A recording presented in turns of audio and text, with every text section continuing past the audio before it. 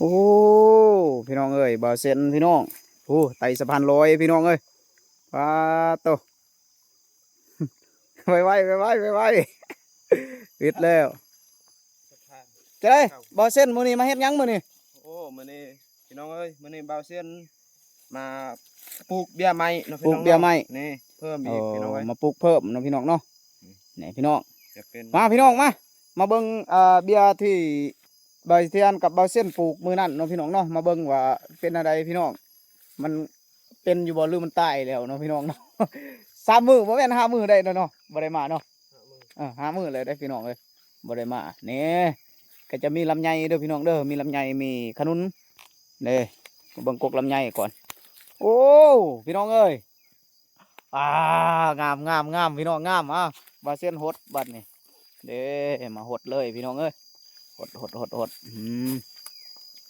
ดเบียร์เฮาให้มันซุ่มเนาะพี่น้องเนาะให้มันซุ่มมันเย็นหดเลยโอเคให้มันซุ่มให้มันเย็นพี่น้องมาแล้วก็ต้องหดได้พี่น้องเอ้ยโอเคมาเบิ่งขนุนเฮามาเบิ่งขนุนพี่น้องนี่ขนุนเฮาพี่น้องเอ้ยแน่เป็นจะได้พี่น้องโอ้งามขนาดพี่น้องเอ้ยนี่ โอ้น่าฮักเลยพี่น้องงามขนาดอืมโอเคงามลายพี่น้องเดี๋ยวมาเบิ่งมะขามโตเนาะพี่น้องเนาะมะขามหวานจะมะขามหวานจะมะขามส้มนี่เลย ใบเทียนก็ปลูกเลยปลูกขั้นมันส้มใบเทียนก็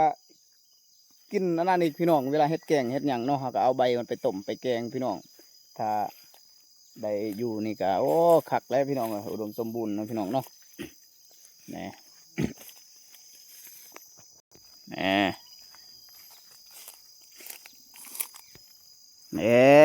โอ้มะขามเขาก็งามพี่น้องมะขามก็งามเด้อพี่น้องเด้อมะขามโอ้หดงามขนาดพี่น้องเลยอืมหดหลายๆเลยพี่น้องเดี๋ยวใบเทียนสิปลูกเพิ่มอีกเนาะพี่น้องเนาะปลูกเพิ่มอีกเลยพี่น้องเลยบริสุทธิ์สำนีเด้อโอเคพี่น้องเอ้ยเนาะตัวน้ำมือตัวน้ำนะตัวน้ำเด้อโอเค